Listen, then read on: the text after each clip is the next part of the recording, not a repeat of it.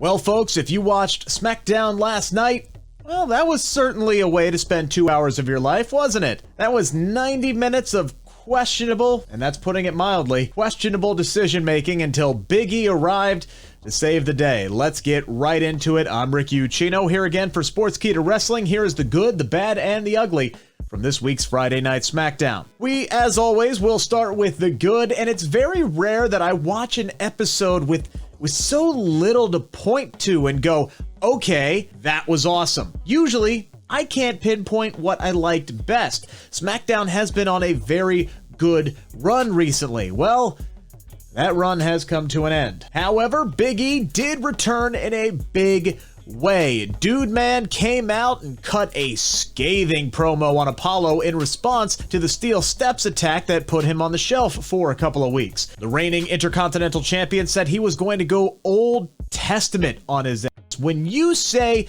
you're going to go biblical on someone with that amount of tenacity, that really hits. You could have cut the tension with a knife, or with Sami Zayn sneaking right in there to accept an open challenge for the Intercontinental Championship while King Corbin was busy talking about his $10,000 suit. This relationship between Zayn and Corbin has been really fun to watch in recent weeks, and it really helped bring a needed change in tone prior to what would follow. That is, Big E successfully defending his IC title against Zayn and then getting run over by Apollo after the match, and hit once again with those steel ring steps. Accent or no accent, I love this aggressive style, this aggressive side of the new Apollo Crews. This rivalry between these two men is getting really good, really fast. The closing segment Friday was also really good. The opening segment, not so much, but don't worry, we'll get there.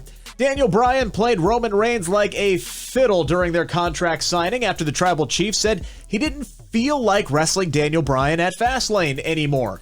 Bryan then hit him with the old, "Oh, is it because I did what you couldn't and made your cousin quit?" Bryan then hit him with the old, "Oh, really? Is that because I did what you couldn't and made your cousin quit last week?" Then he started to declare himself the new Tribal Chief, and that is when Reigns really went over the waterfall and finally signed the contract. Then Daniel Bryan had to go and mention Jey Uso one final time, and the main event himself then grabbed the mic and tried to make himself the special enforcer to this title match at Fastlane. But not so fast. That's when Edge came down to the ring and challenged Uso to a match next week on SmackDown, with the winner getting that very job. That match was made official, and then an all-out brawl ensued to close the show. But the big news here is that Edge, for the first time in a decade, is going to wrestle on SmackDown next week, and dare I say, sorry for the bleeps,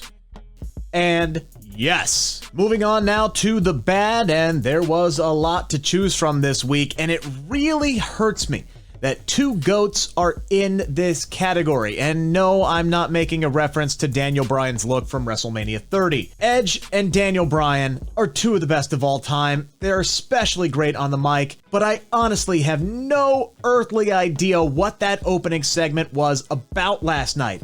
Edge having beef with how Daniel Bryan went about his business the last few weeks. It just didn't make sense, at least not to me. He said Daniel Bryan was better than that. Better than what? Doing what's necessary to get what you want? The only thing that I can think of is that Edge is either pissed off that Daniel Bryan is getting multiple opportunities at Roman Reigns ahead of him, and he hates the idea of facing Daniel at WrestleMania because he wants to be the one to down Roman Reigns, or he doesn't like Daniel manipulating the system to get a title shot because that's exactly what Edge would have done back in his heyday, and he truly does think that Daniel Bryan is better than that. And it honestly would tie in a bit to Edge's promo that he cut on Becky Lynch back in 2018 when he said he had a ton of regrets about his career. But if that was the case, if it really is either one of those, then just say it. Come out and say it. Don't do this whole dance around routine. The exchange that went down last night, while impassioned, yes, it just wasn't good. I hate myself for saying that. Maybe it's only me, I'm not sure. I did only get like 10 hours of sleep this week, but I just didn't get it. You know what else I didn't get? Why the hell would Otis tag with Dolph Ziggler. These two men are just cool. All of a sudden, no problems whatsoever being on the same team in an 8-man tag match after everything that Ziggler did to Otis in 2020. The man tried everything in his power to steal away his precious peach Mandy Rose, and all of this on top of that Dolph Ziggler talked to Otis for a better part of the year. Suddenly it's just water under the bridge because both of these guys are heels. Sorry, I don't buy it. And finally, the ugly this week, and please, WWE, listen very carefully to the words that are about to come out of my mouth. Get Reggie out of this Bianca Belair, Sasha Banks storyline. You have two powerful, successful women that just ooze star power. You do not need to shoehorn a man into the build to what should be a main event match at WrestleMania 37. And I used to be a Reggie guy, but now he is quickly wearing out his welcome. We saw him in multiple segments last night. The first was literally him trying on clothes. That's it. There was no comedy, no funny musical montage, no dancing to I'm Too Sexy format, none of that. Just a dude trying on suits. Hiya. While Nia watched and Shayna, Shayna just being on her phone the whole time and ignoring everything that was going on was pretty funny, but still, this segment was not for me. Then, later on in the night, it was Sasha and Bianca taking on Natalya and Tamina, and because of Reggie causing a distraction, your Royal Rumble winner was pinned by Tamina. What? I don't know what to say to that.